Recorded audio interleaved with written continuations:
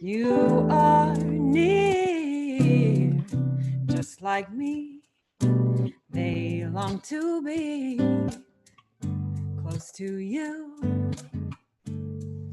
Why do stars fall down from the sky every time you walk by? Just like me, they long to be close to you.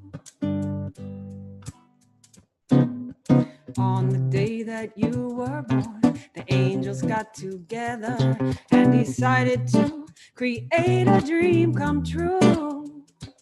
So they sprinkled moon dust in your hair, of golden starlight in your eyes, so blue. That is why all the girls in town follow you all around. Just like me, they long to be close to you. On the day that you were born, the angels got together and decided to create a dream come true. They sprinkled moon dust in your hair of golden starlight, in your eyes so blue. That is why all the girls in town follow you around, just like me. Oh, they long to be close to you. Hey, hey, break it down for me now. They long to be close to you. Ah, close to you. I long to be just like me, just like me, just like me. They long to be. I said just like me. They long to be close to you.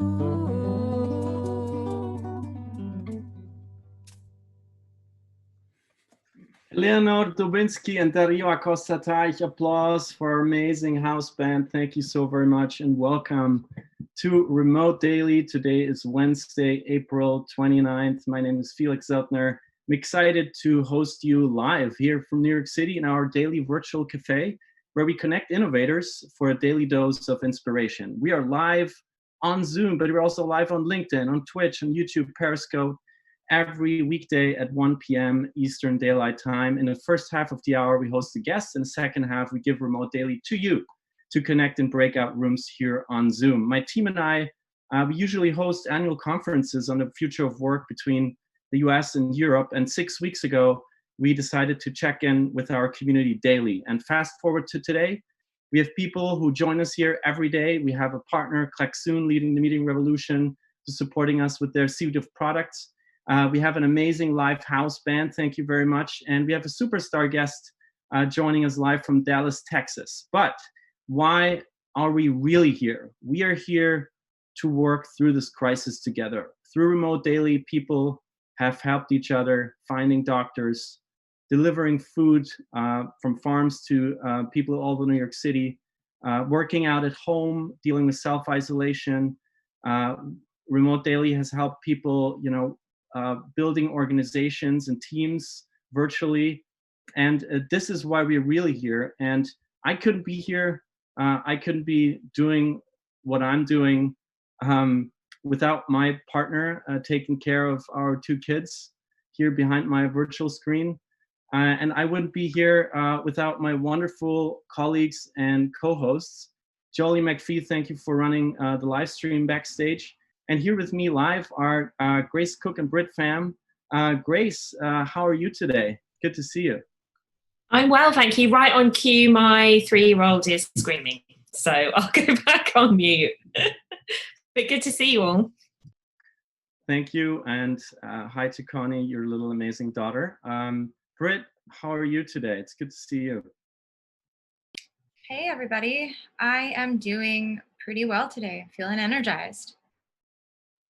Awesome. Thank you for being here with us. Thank you for monitoring the chat. We have seen unprecedented numbers today. If you cannot get in, please join our live streams on LinkedIn, YouTube, Twitch, Periscope, and just look for the hashtag Remote Daily. And that said, what we always do here on Remote Daily is we try to virtually together synchronize and self-center. And for our grounding breath, I'm now passing it off to you, Britt. Thanks, Felix. Hey everyone. Again, my name is Britt Pham. My pronouns are she, her. And I want to take a moment to invite you all to get grounded with yourself, with each other. So to do that, we're going to take a few breaths together. So if you can, go ahead and place your feet on the ground. Roll your shoulders up and down and lengthen your spine from the top of your head. And just place your hands on your body, one hand on your heart, one hand on your belly. And if you're comfortable, let your eyes soften or close. And just get present to breathing in through your nose, deep into your belly, and out through your mouth. We're going to take 4 deep breaths just like that. So just breathe in and out. Breathe in and out. Maybe make a little sound. Breathe in, out. Last one, in as big as you can, and out. When you feel like you've breathed out everything you need to, just close it with a final release of air. And release your arms to your side, along with anything that's just not working for you right now. As you return to your natural breathing rhythm, maybe do a final shake, roll your head, feel your neck crack a little bit. And when you're ready, just settle with your eyes open. Beautiful. So thank you for creating this space together. It's a real honor to hold space with you all. And with that, I'm going to hand the mic back to Felix. Thank you very much, Britt. And I invite you all to, just for a moment, if you feel comfortable, turn on your video, swipe left on your Zoom app, or click right on the top corner of your Zoom desktop app to see everyone here. So many beautiful people. This is not a webinar where you're closed off. This is a Zoom call. This is a safe space. Please be respectful with each other. We're all in this together. And I have to make a shout out because we have so many regulars joining us here every day. Hi, Joe. It's good to see you. Hi, Mariam. Hi, Charles. Hi, Ines. There's Croatia in the house, Germany, the US from all coasts. Good to see you, Christopher, John. Amazing, Emily, Neil, and of course, Max. So many new people also here with us today. Thank you and welcome to Remote Daily. And please now, oh, Tommy, I forgot Tommy. Hi, Tommy, it's good to see you. Please grab whatever you have next to your stream, your screen, your glass of water, your good morning coffee on the West Coast, your wine over there in Europe, and let's cheer and let's start this day together. Welcome to Remote Daily, and cheers, everybody.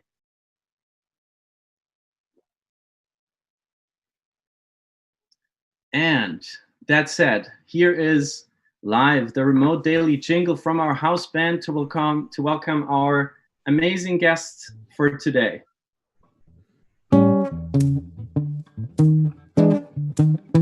This is Remote Daily, your daily dose of inspiration. This is Remote Daily, an oasis of innovation for your mind, soul, and heart. Connect and recharge with Remote Daily. This is remote.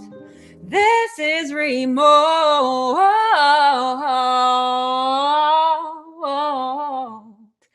daily.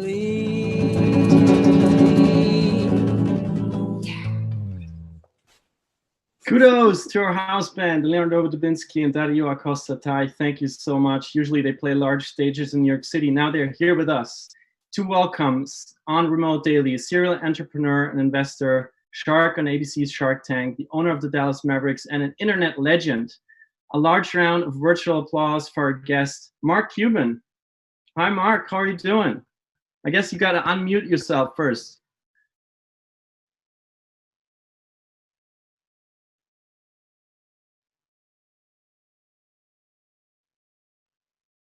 Myself. There we go. How's that? Great.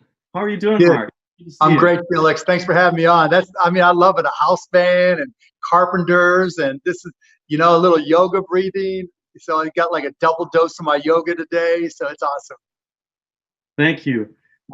Mark, our topic today is leadership in this moment we're going through in this crisis. So I want to start where you are at home. Your son Jake is 10. Your daughters Alyssa and are 13 and 16, if I'm right. Yep. I learned that you played piano during lockdown, getting on their nerves. I also saw you show up on your daughter's TikTok dance videos.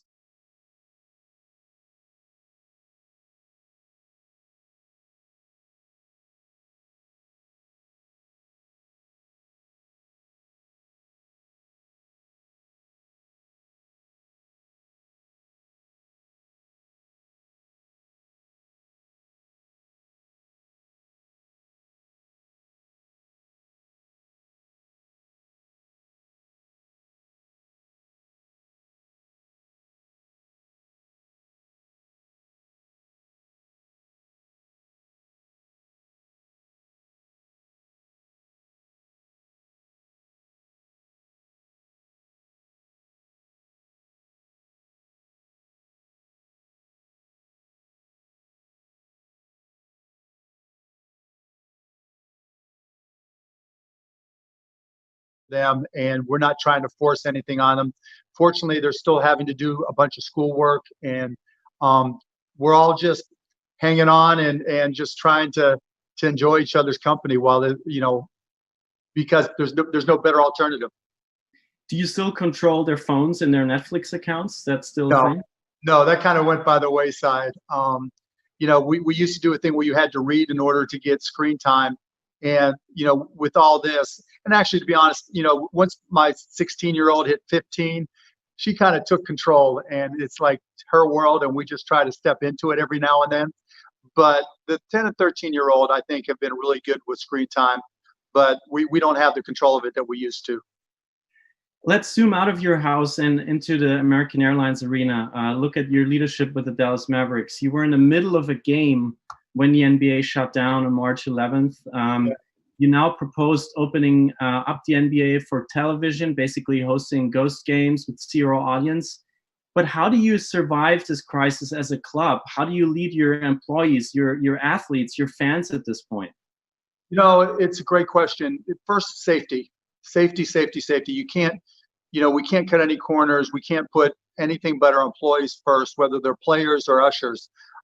We have to make sure that they're confident that when they step on the court, they're going to be safe, that when an usher is dealing with a fan, they obviously don't know, when we get to having fans. And in the interim, just building confidence. And, I think people forget, it's not just about being in the arena and putting on a game. Even employees that may not seem to be the biggest names, people that do all the background work that still need to get the arena open. We have to deal with issues like, how do they get to the arena? Are they taking public transportation? Do they have their own cars? How are they getting home? What are we going to do about feeding them?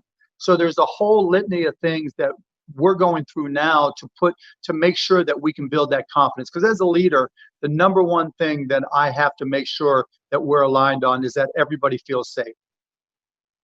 So you talked about technology and the future of sports. how likely is it that in 2021 I walk into a Mavericks game and I have a beacon in my phone telling you whether I might have been infected and maybe then won't get in? You know, that's a tough one because there's a lot of privacy issues. There's a lot of civil rights issues. You know, we've had discussions about thermal scanners, thermal cameras. But the reality is, if someone takes 3 extra strength Tylenol, those things become worthless. And now all of a sudden you've put everybody at risk. And so trying, you know, as much as we'd like to use technology to try to be proactive, I don't really think this is going to be a technological solution. Even low tech like masks are debatable in terms of their benefits. And so I think this is going to come down to following the lead of science and really what medications, what vaccines are in place. And until we have something that really makes us confident that people aren't going to get, you know, infected and very sick, then we may not have fans. And so we'll do, again, I just don't want to cut corners, and I'm not trying to play a scientist here to try to predict when or what happened. All I can tell you is, you know, for me, if I wouldn't let my kids walk into that arena, I'm not going to let anybody else walk into that arena. Thank you, Mark. And let's look at your leadership in content, because you created what arguably was the first streaming service in the world, AudioNet, in the 90s. And you're now greatly invested in the movie theater, film industry. And fast forward to, you know, today, since you have been in the space, nobody's shooting Hollywood movies. There are no sports games. There are no new Shark Tank episodes right now. I mean, you're still airing, but it's all pre-recorded. No, actually, let me correct because I'm the sales guy, right? So on Friday nights on ABC, you're going to see new episodes of Shark Tank coming up. So we're packaging some things that are already in the can, so stay tuned. But other than that, your point is exactly right. There's no new content being created at all. And streaming is surging like never before. So who will be leading the worlds of content and entertainment once doors open again? What do you think? The most creative people, the most innovative people, the most agile people.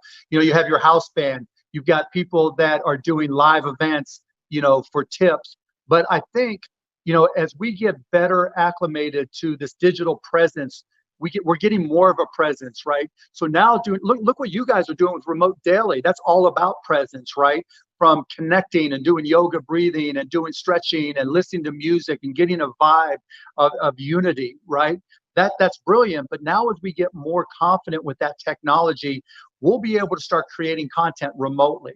You know, we're getting more advanced with green screens. We're getting more advanced with using broadband to be able to do outlet, all the Photoshop type features that we typically thought we had to do in a studio environment or a professional editing bay. I think we're learning to create new types of content locally and then working on a distributed basis. And so I think creative people are going to invent new things that we like. I mean, like if you're watching Netflix right now, like a show like Love is Blind, could you imagine recreating that using Zoom? I mean, you could recreate all that craziness. So it's not a matter of the technology. It's not a matter of anything but somebody's creative ability, because now we're much more willing to try different things, because this is such a different universe right now, and there's so much uncertainty. Why wouldn't we? Why, you know, we want to just, again, Remote Daily is a perfect example. You use your creativity, you use the connection you had to people, and you let that network just expand. Why can't that apply to all types of content? And I think it will. And so I think we'll see a lot of newfangled, new ideas where, 6 months ago, we would have said, yeah, I don't think that would have worked. But now we're saying, oh my goodness, why didn't I think of that? So I'm waiting to see what you guys do next, because that's what I'm investing in. Thank you. And I know that there's at least one Love is Blind fan in my team. So shout out to Brit. There's even crazier shows now coming out. That just shows you people are going to be taking more and more chances. And I mean, Mark, you're not only leading in sports and entertainment, you're an investor in dozens of companies on markcuban.com. It's scrolling and scrolling and scrolling. Yep. Through Shark Tank, of course, but you also invest in military founders, female-led startups, in healthcare. Yep. And it's a vast array of entrepreneurs. It's a community. It's like a second family, I guess, you have built over the years. What do you find yourself telling them about leaderships in these very strange times? I'll tell you exactly what I've told them. One, you have to communicate. You have to recognize that everybody in your world that you're dealing with, business and personal, is scared, right? Nobody has any answers. So you have to recognize that they're just as concerned and upset as you are. And so so communicate, and you have to be honest, you have to be authentic, and you have to also do a lot better job of listening, right? Historically, particularly in a business environment, it's go, go, go, go, go. You're going to make a mistake here and there, but you just keep on moving forward. Now, because there's so much standstill and you're trying to figure out what comes next, we're going through this reset, but what's America 2.0 going to look like? There's so many ways we want to improve it, but as an entrepreneur, I don't have a lock on the best ideas. I really think the best ideas are going to come from the people who are on the ground, the people who are communicating with customers, the people who are out there like this, coming up with new ideas. When we look back in 10 years, there's going to be 25, 30, 50 world-class, game-changing companies that were created out of the pandemic of 2020. And chances are it's not going to come from the top down. It's going to come from the bottom up. So when you get a chance to talk to your stakeholders, whether it's a customer, whether it's an employee, whether it's a prospect, whether it's a vendor, ask them questions. What do you think? Right? And that's what I'm telling my companies to do, to listen. What ideas do you have? How would you like to see things work when we come out of this? What can we do better for employees? What are the concerns that you're facing? What vision do you have? Because, and the other message I try to get them to communicate to everybody they're associated with is when somebody has an idea, just to tell them, to say to themselves, why not me? Why can't my idea be the one that changes the world? Because it's going to come from somewhere we don't expect. And all of a sudden, whenever we're on the other side of this, there's just going to be some crazy, great, people have asked me, who do I think it's going to come from? It's going to come from someone who's broke, whose back's against the wall, who doesn't know where the next paycheck is coming from, who is just freaked out, who, and just says, you know what, screw it. I'm going for this. This is where it's going to happen. It starts as a side hustle and then grows into something incredible.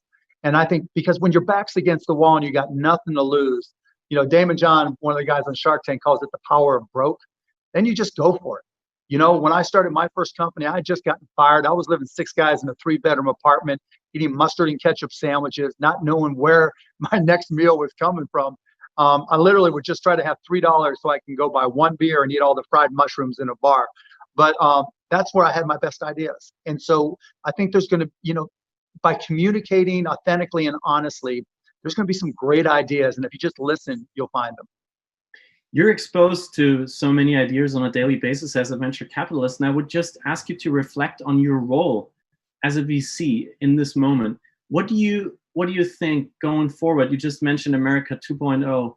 What do you think should VCs support in the future? I think all investors, whether you're an angel, seed, VC, whatever it may be, needs to look for game changers, right? I always, look to say, if someone comes to me with an idea, I don't want, them to say, I want the next Uber, I want the next mask making company. I don't want somebody that's going to be, there are 100 of them, and they want to be 101. I want an idea, like I mentioned earlier, where someone comes in and all of a sudden I say, why didn't I think of that? And where are those ideas for America 2.0? I don't know. And that's the most amazing part of all of this. Usually I've got a good feel. I can take, Steve Jobs once said, everything's a remix. You can look at what's been done and then just mix it up a little bit and get to the next thing. But now it's a clean slate, and the big companies don't have a big advantage because they're too slow and they're trying to protect their legacy businesses. Medium-sized companies, they're probably too slow and maybe, don't know where to go. But the small companies going for the side hustle, yeah, they're struggling in a lot of cases, but you get to run fast, and when you run with the elephants, there's the quick and the dead. And when the elephants don't know where to eat, you get to blaze right past them. And again, it's going to come from the craziest spots, but that's what I'm looking for, right? Find me a company. I don't want to hear about the next telehealth, the next telemedicine, the next Zoom, the next Skype. I want, again, something where it's just so out of left field that seems so crazy and so outrageous. Everybody thinks it's crazy, because those are always they're game-changing ideas. We have a question here in the chat from author Greg Larkin, who also was a speaker on Remote Daily. Does Mark think there's an industry like healthcare that hasn't been disrupted yet, that will be disrupted because of COVID-19? I mean, healthcare itself is a mess, right? I mean, right now, there's so many people, particularly those losing their jobs, that one day had corporate health insurance and now they have nothing. And on top of that, you've got the hospitals who are totally being disrupted. And so, they made all their money doing cosmetic surgery or elective surgeries. And now that's, it's not gone, but it's certainly put on hold. And so there's an opportunity to reinvent healthcare. And I think we need to. It's just the question of when, because it's going to be hard to get hospital CEOs, to change who they are. And I don't know that there's something that short term just changes the game. Telehealth, telemedicine, precision medicine, we can go down a long list, but they're typically expensive and time consuming. So I don't have a specific idea, but I do know a lot has to change. So there's opportunity there. Let's look at leadership in your home state, Texas. As a New Yorker, it's kind of mesmerizing to see what your governor is doing, saying that many businesses will be allowed to reopen with limited capacity this Friday, May 1st. You have called this out as marketing and showmanship.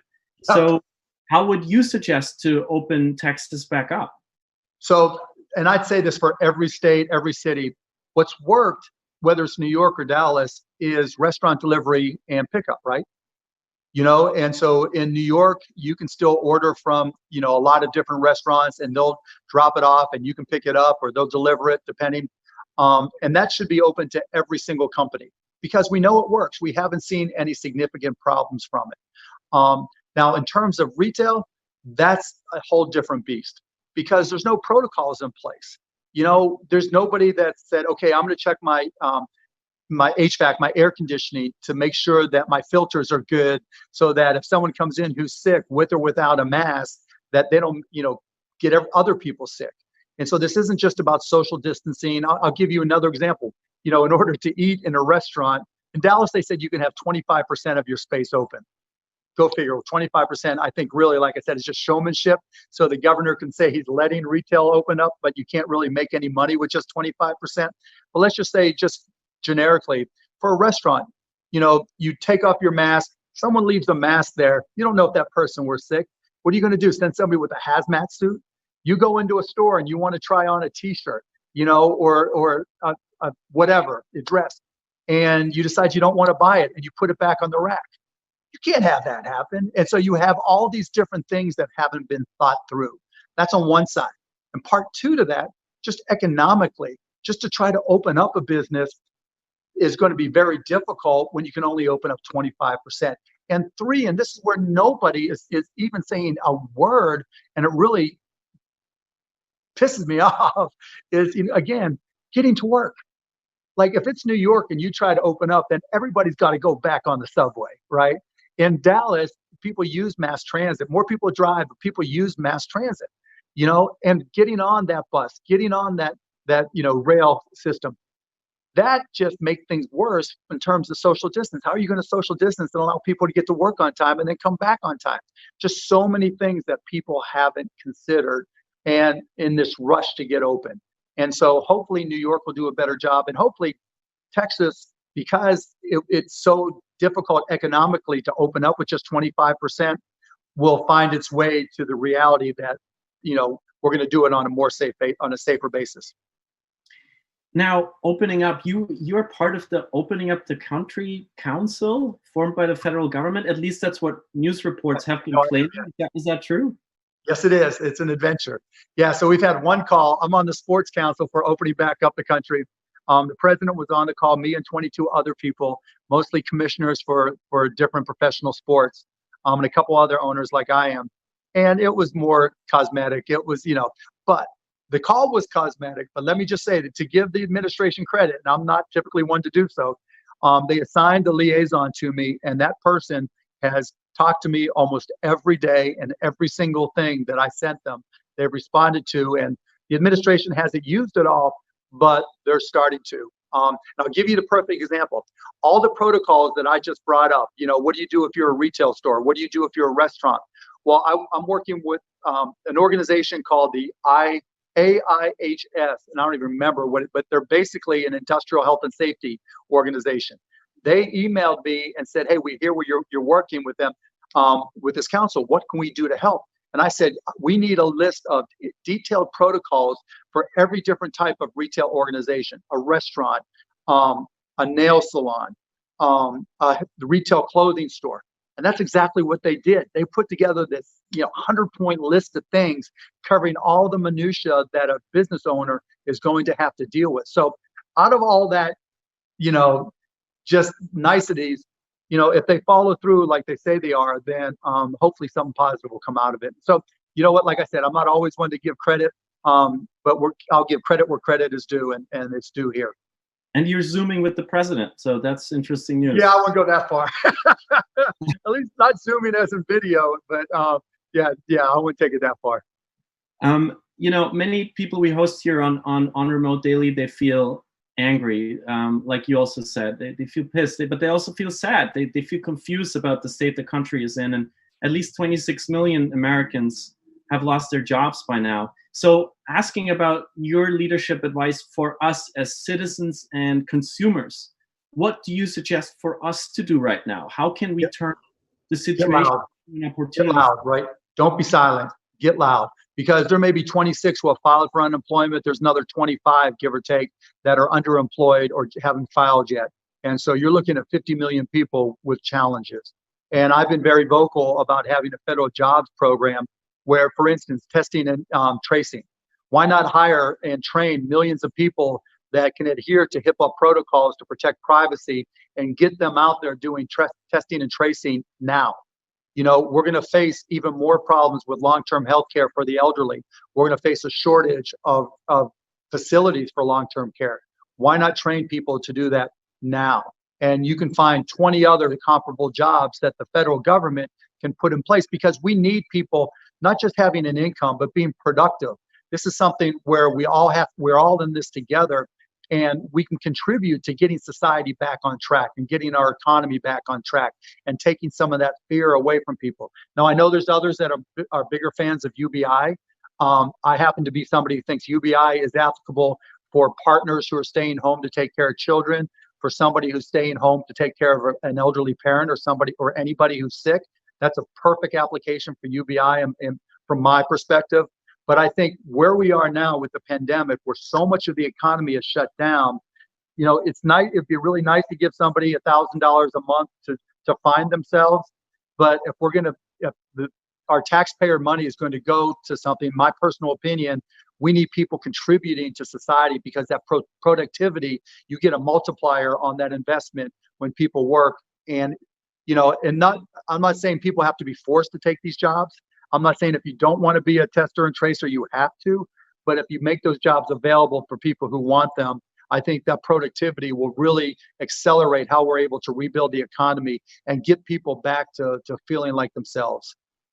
There's a lot of interest here in our chat around the list of safety instructions for small businesses. So if there's any chance to make them available publicly, it would be amazing to hear from you about that. And yeah, I will. I'm actually getting permission from them as we speak. I emailed them this morning, and I have a blog, blogmaverick.com, that I don't post a lot to, but these are I will post these safety precautions to the blog so everybody can see them, and I'll tweet links and all that kind of stuff. And I'm AM Cuban on Twitter. Thank you. Now I have to ask you the big question, because when I first interviewed you at South by Southwest about 3 years ago, you said you wouldn't want to run for president because you wouldn't want to put your family through this. Yep. How has the virus changed your thoughts on that?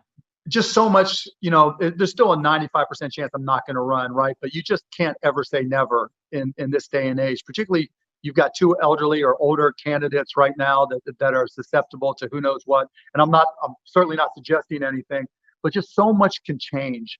And the other thing is, when we put together these candidates, we didn't have the virus in mind. There was no consideration for a pandemic, no matter what the office that they're running for. And so we're kind of in a catch-22 where we have candidates that we really didn't select because of their ability to lead us out of this. And so I'm an entrepreneur, right? I never want to close the door. I always try to keep my options open. So I'm not making any announcements, and I'm not suggesting anything more than, crazier things have happened, as we know. Well, I hope that, in the social contract that we're trying to build right now, I hope you play a vital role. And I was told you have about 30 minutes for us, so may I squeeze in maybe one last question for you? I've actually got about 10 more minutes, so we're good. Oh, great, perfect. So before we go to the question from the chat, if we have 10 more minutes, please put your questions in for Mark through the chat. I have a question for you, a personal one. Thinking about the future of your own family, what personal story from this pandemic, from this crisis, do you think you will tell your grandchildren? Oh my goodness. Well, I can tell you what I told my children first. And, we talked about Anne Frank, right? We talked about people who lived in London during World War II. We talked about their grandparents coming over from Russia, not because they wanted to, but because they had to, just to stay alive. And that the human spirit is so much stronger than anything we give it credit for. And we're so resilient as a people. And I think that's what I'll tell them, that, this was an era, a period of time where we learned about the resilience of the world. And we learned about the agility of people to adapt and try to come up with turn something that's been awful into something positive. And, I do think when we get to the other side of this, we will be a more compassionate country and hopefully a more compassionate world. And I do think that, we've gone through a history of working from the top down and trying to trickle everything down. And we've seen that doesn't work. And now's the time for everybody to raise their voice. And I'm trying to do it as much as I can to say that not only will the best ideas start at the bottom, but the economic impact starts at and bottom's not the right word, but it has to be trickle up, right? We are a consumer-driven economy. And the only way the economy is going to rebound is not by giving more money to people like me. That's not going to work. You can give me another dollar and it's not going to change where I invest. But when people who need the money, people who are working every day, people who get paid by the hour, when they have money to spend and they do spend it, that's where jobs are created. That's where companies are created. That's where new ideas are created. So everybody on this call has got to just say, you know what?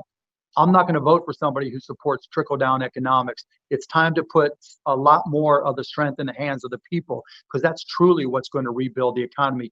And I say that 100% as a capitalist, because for me, when you have consumerism, great businesses are born, right? And even if we're creating jobs, that's okay, because people in this country are productive, right? They're going to be contributing to society. And if we're paying them more than just a living wage, they'll consume. And when they consume, all us capitalists get to go to work. All the entrepreneurs get to create things, and new people become entrepreneurs and create amazing things.